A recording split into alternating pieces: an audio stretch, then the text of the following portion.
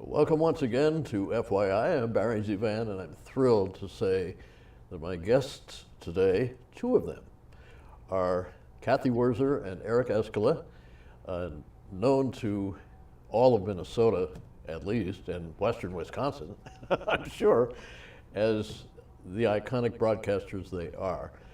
Cathy is the hostess, I'm old-fashioned to say hostess, hostess of Morning Edition on Minnesota Public Radio, and also the co-host, or hostess, on TPT2's Almanac, one of the iconic shows, also not only in this state, but in this country.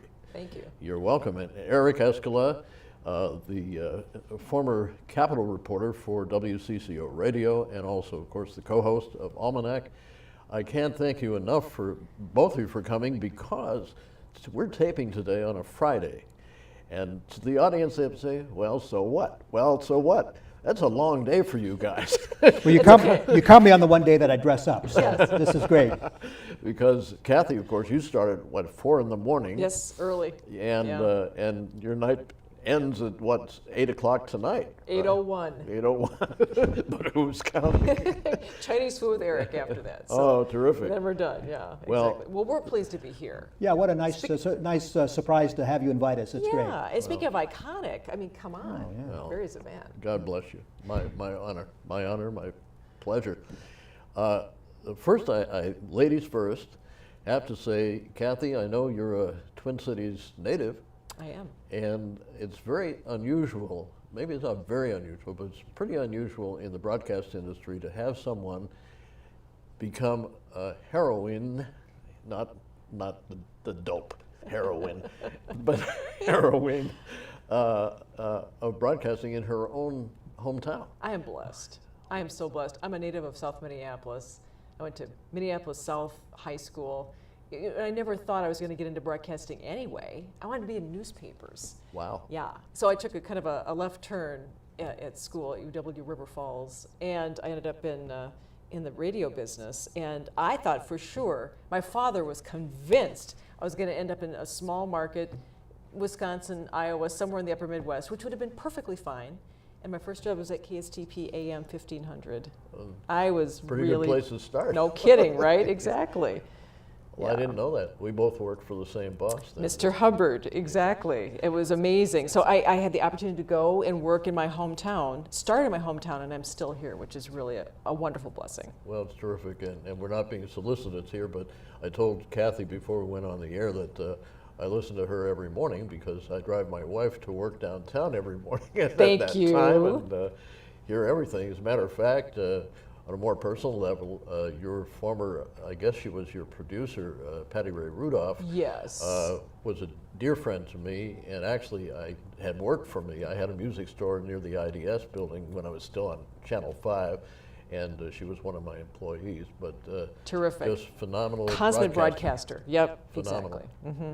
Yes.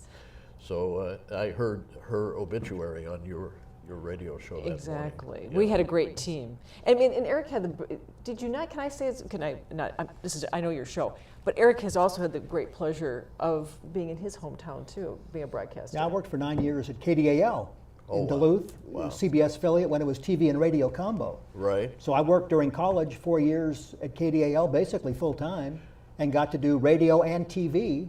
And then in 1980 came down to CCO. Now, weren't you in Ohio for one period of time? Well, yeah, my dad worked for Gino Paolucci. Remember him, Very, very much so. the Chinese food and pizza king? Of course. Pizza rolls? Yes. Well, my dad worked for him, and we got transferred to Ohio when I was in grade school. But came born in Duluth, went down there, came back, went to high school and college in Duluth, and then worked at KDAL for 9 years, 71 to the end of 1979, and then came down to CCO in 1980. Did you do TV? Oh, sure.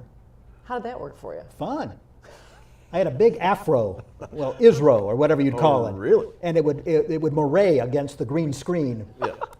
I used to have hair.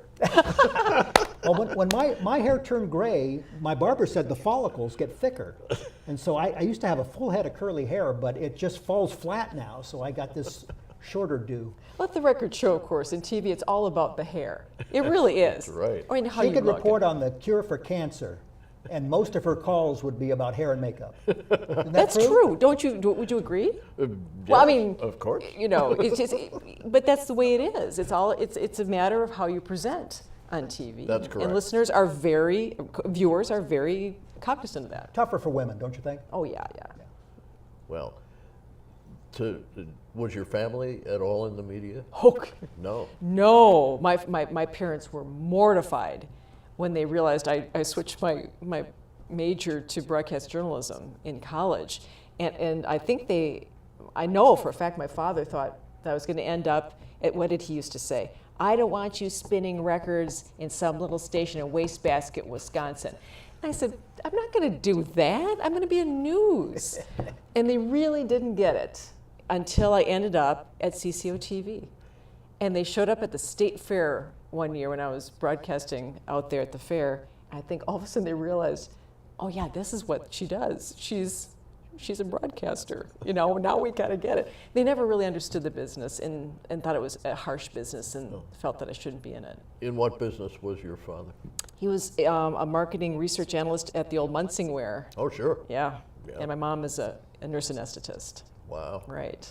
So far removed, well, pretty far removed anyway. Being in marketing was a little bit close, a little bit close. Slightly. Munsingware, of course, now the International Market Square. Yes. Which I can't believe. I know. A longtime friend of mine used to be Tom Poston, the actor, and Tom, when he would come to town, Munsingware, for whatever reason, would always give him clothes. I don't know, Tom could afford to buy Munsingware, the whole building, but they would give him clothes. Well, Dandy Don Meredith, remember him from, Sure. of course, Monday Night Football. Dandy Don shot an ad that my father was involved in, and it had the Munsingware penguin, an actual penguin, which bit Dandy Don during the shooting of the ad. My dad thought that was hysterically funny. And he never got any Munsingware clothes after that. I don't know whatever happened. Clearly, that was it for Dandy Don. I guess Yes. so. I guess so. We're digressing as we go along here. Oh, but we love yes, it. Yeah, there you go. This is also called the Digress Hour, or half hour anyway. Okay, so Eric, did you know from an early age that you wanted to be in broadcasting or in journalism? November 22nd, 1963. Oh, 5th grade, Ms. Halderman interrupts class to tell us that President Kennedy's been shot. Everybody go home. And I sat in front of that TV like this for like 70 hours, afraid to go upstairs because I was afraid Lee Harvey Oswald was upstairs. And I thought, and I watched all the TV coverage. You remember it was saturation coverage around the clock, and it was really one of the places where TV news really came into prominence and kind of grew its importance, I think. And I just said, I want to do something like that. I wanted to be in broadcasting from really that time on. So it's really nice if you know what you want to do, because you can kind of set a path. You really, in my opinion, you really, and everybody's opinion, really did an incredible job when you were at the state capitol. How did that morph from KDAL to all of a sudden you're the Capitol reporter for the biggest station in the state? Well, a reporter left CCO at the end of 1979, and one of the existing reporters on the staff, Bruce Hogovic, recommended me to the news director, and I got hired. And 5 years later, the Capitol reporter, Jan Falstead, left to go to Montana, so I lobbied to get the job and got it, and was there for 26 years. Oh my goodness. Yeah. Wow. And Wow. it was just so much fun. I can't tell you, if you like politics and government, which I do, there's no better place to be. If you don't like politics and government, it'd be like going to the dentist for 26 years. But I happened to like it and loved it really, and I stole every minute. I was in your office there once. Oh no, Barry, how did you get out of it? Well, it was hard to get into it. Oh, there's that. Because, and this is a loving compliment. Sure. I have never seen a wall where you couldn't see the wall. There were so many pictures and so much stuff. And I'm thinking, how do you work in this mess? Well, I can say that many times, because we would talk about it on CCO. I did the morning show on CCO and then came over to the Capitol, so I put in like a 60-hour week. Right. And we talk about my office on the air in the morning, and so often tours of the Capitol would come by and want to see my office. And I had a moose head in there, and yeah, it was a conversation piece. Yes. Actually, I believe the fire marshal came in once. Well, one April Fool's Day, my colleagues down there got the fire marshal to come with plant management and say that you have to shovel out your office because it's violating the fire code. And I always said it was kind of a Superfund site. Oh, absolutely. Oh, no doubt about that. That's funny. I met Eric when I was at KSTP. I was their Capitol reporter. Oh. And our offices were across the hall. So that's how we first met. Oh my goodness. And really, it was fun. Oh, that was it's honestly, it's the best free form of entertainment ever invented. if you like the subject matter. If you like the subject If matter. you don't like the subject Yeah. matter, I'm sure it's painful, but I loved every minute of it. It was fantastic. A lot of people in the audience will probably wonder if you got to be friendly with, say, the governors for whom you worked, or you become, your job is an adversary. Yeah. It's an adversarial relationship, but it's cordial. It's Minnesota. Minnesota nice. So, Yeah. I got along fine with them. Got along professionally with them, and I think everybody knows their role. And sometimes you take a shot, and sometimes they don't like it. But I tried to be fair and objective as much as I could, and give everybody a fair shot. And I never really had a problem one way or the other with that. I mean, it was fun to cover governors like Perpich, very interesting man, Governor Ventura.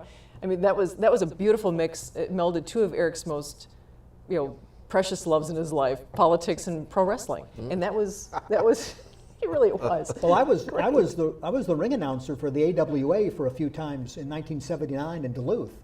I didn't know that because I did work for Vern Gagne myself years ago. And Of course this is the incredible irony that in 1979, I was doing some ring announcing for Harvey Solon, the promoter up in Duluth, when I was still at KDAL. And Jesse Ventura is on the card, Jesse the Body Ventura. Ladies and gentlemen, he hails from Venice Beach, California. He weighs 258 pounds. And I hear a voice in the back going, "That's 278, Jack." So I had to correct it. And then the last time I did it before I went down to Minneapolis, the ring announcing, the promoter told Jesse that I was leaving. Now this is 1979, okay? He comes down and he looks over the ring and he says, "When you get to Minneapolis, remember, I made you. I made you." Oh, I love it. That would be Jesse. And then 20 years later, I'm covering him as governor. I mean, you couldn't make it up. Wow. Yeah. That's phenomenal. And it was fun, too. You're working on a history of Minnesota broadcasting right now. That story should definitely be one of those. Well, Eric's helping me. He's going to go. I'm shipping over to the Pavic Museum of Broadcasting, Good. and he's going to help me. And thank you. Well, you're welcome. I'm going to be a researcher. Yes, he's going to be a researcher. Wow. Now that he's retired. Is there an honoraриum involved? There may be. Oh, yes, good. thank you. Excellent. Well, To McDonald's. Excellent. Two. That's all I need. Because yes, it's going to be quite a project. I mean, think about it. It's going to be radio and TV, commercial and public, Twin Cities and Greater Minnesota. Well, some of the giants who have come out of Minnesota, I mean, the list is very long. Very impressive. When I was on Channel 11, they had me do a series about all these people who, were from Minnesota. Ironically, there were some with whom I had some relationships long time before I ever came to the Twin Cities. And one of the more fun ones was Ann Southern, the actress. My mother, the car. Yes. Oh. Well, she and I was doing a little bit for Art Linkletter on his house party. I was filming him and his family in Sun Valley, Idaho. And who do I wind up with dancing one night but Ann Southern in a bar called the Boiler Room, which was the real boiler room for one of the hotels in Sun Valley. And we were, I don't drink, but you would have thought we were drunk because in lipstick, she said, "Let's, for fun, put this on the wall."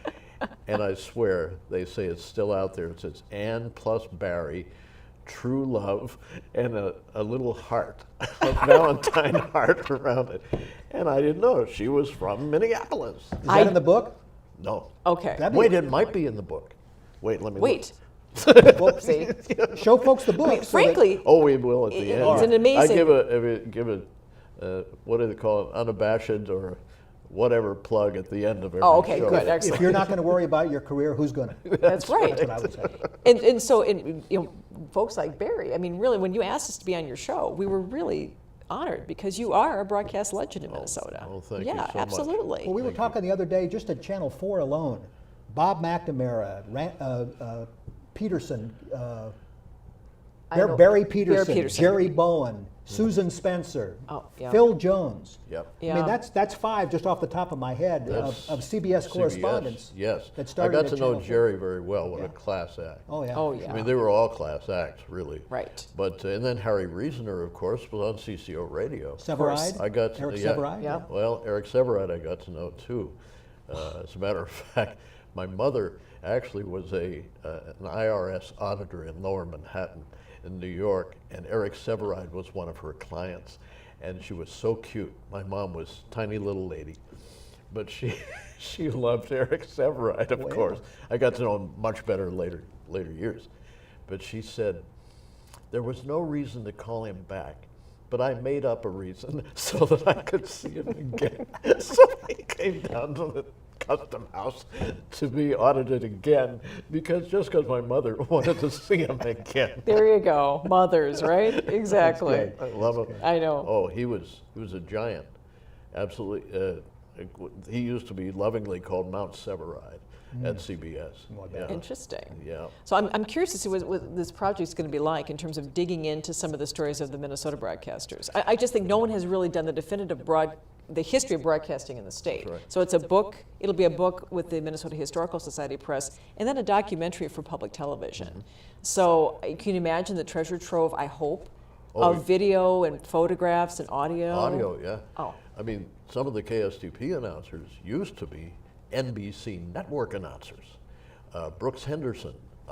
There were a couple of others too who, when I came to this market, I had no concept whatsoever of the depth of the people who were on the air here. I mean, this was it. This was it. Well, even Randy Merriman. Oh, yeah. Yeah, on The Big Payoff on That's right. CBS television, and it it goes on forever. Right. Yeah. And you worked with Ron Majors, didn't you? Yes, I did. And of course Paul at Care 11. At Care 11. Yeah, I mean those are two Well, big they've name retired talents. now. Yeah. That seems to be a thing here, this retirement thing. Yeah. I'm still working. I wish I had been able to go to the Hall of Fame thing. I was inducted in 2013, I think. Yes. Yeah, and but you were emceeing this I past did. year. Yeah. We had a great time. That was that was like a circus. Weren't they throwing shoes at each other? or- Paul Majors threw a shoe at John Hines, I believe. Oh, really? I mean, it's just all in jest, and it was fun. And Sure. yeah, it was quite the. I kind of lost control of it as the MC, but it was fun.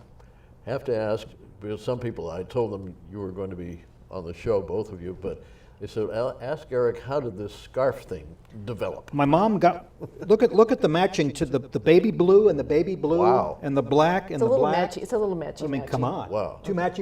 It's a little matchy. Well, but- see, this show is only in black and Yeah, white. oh, so- good. Oh, never mind. I'm teasing. My mom got me a scarf after I graduated from high school for Christmas one year. And I'd never had a scarf before, and we're living in Duluth, of course, and you could use a scarf. So I started, when I was doing TV, I wore it on the air a couple times, and it just seemed to stick. And it's amazing how many people in the summer will ask me, where's your scarf? And I say, well, I just wear it like for 15 weeks in the wintertime, you know. Yeah, I just kind of, tribute to my mom. That's marvelous. How many years have you both been doing Almanac? Oh my gosh. 94. It was 94. Right. 1994. I'm glad he remembers these things. 94.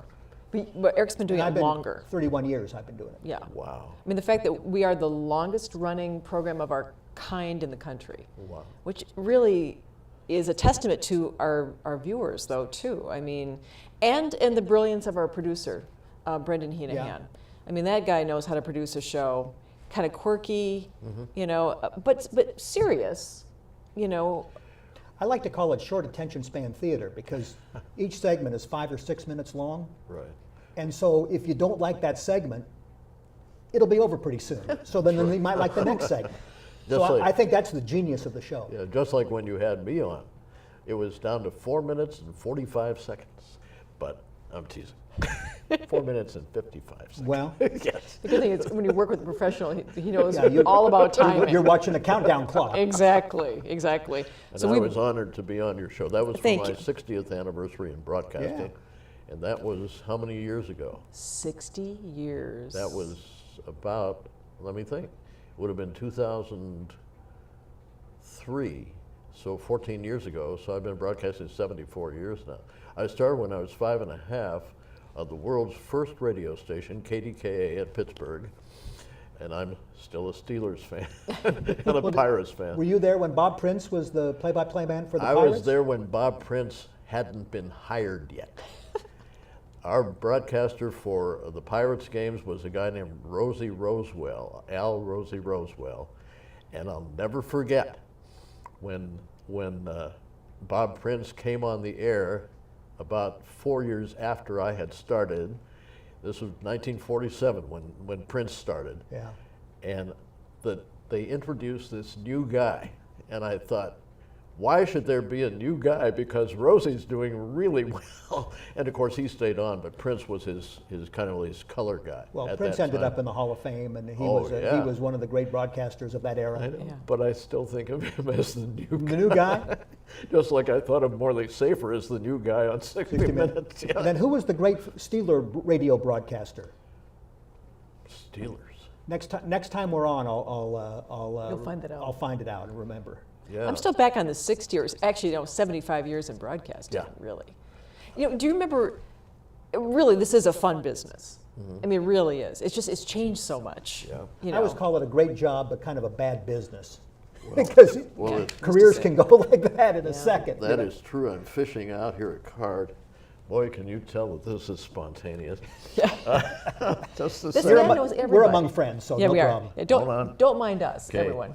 I'm second vice president of the Twin Cities Local of Screen Actors Guild and American Federation of Television and Radio Artists, SAG-AFTRA. Yes. But I want I was 30 years in that union. Okay, well, I wanted to see what years I've been member since what year? 1953. 1953. That's the year I was born, Barry. Really? That's great. Yeah. Well, Wow. I joined when I was 16 years old. It was in New York City because I was acting on a national television show called Mr. Peepers with Wally Cox and Tony Randall. Tony was like a father to me. Wow. And then I did the Perry Como show for 2 years, singing with the Ray Charles Singers, and The Raylettes? the Raylettes. No, You know this. no, Ray Charles with the other Ray Charles. Oh, the other Ray we were the Charles. Perry's backup group. I get it. And actually, our Ray, his last name was something else. He was originally from Chicago, but he was the backup. We were the backup group for all of Perry's recordings. Oh, and wow. this and that and Wait the a other. minute. I have a question, and I should know the answer to this question, but I don't. How in the world did you go from being an actor to doing the weather on KSTP TV? Well, I got my weather training in the Air Force, and it's all in my book. Yeah, I got my weather training in the Air Force, and it was actually, the weather was going to be a sideline just to make an income. So the weather training paid off. And I actually sent the most wild tape I could find. Bob Newhart was responsible for me getting here because he was a guest on my TV talk show in Las Vegas. And one day he said, "Barry, you belong in a much bigger market," because in those days, Vegas was a very small market. This is 1970. Okay. And all of Clark County had 100,000 people. So now they're over 1 million. But anyway, he said, "Why don't you see if there's a weather job out there in Broadcasting Magazine?" So, because I was doing the weather in Las Vegas. And so the next week, by golly, there was an ad.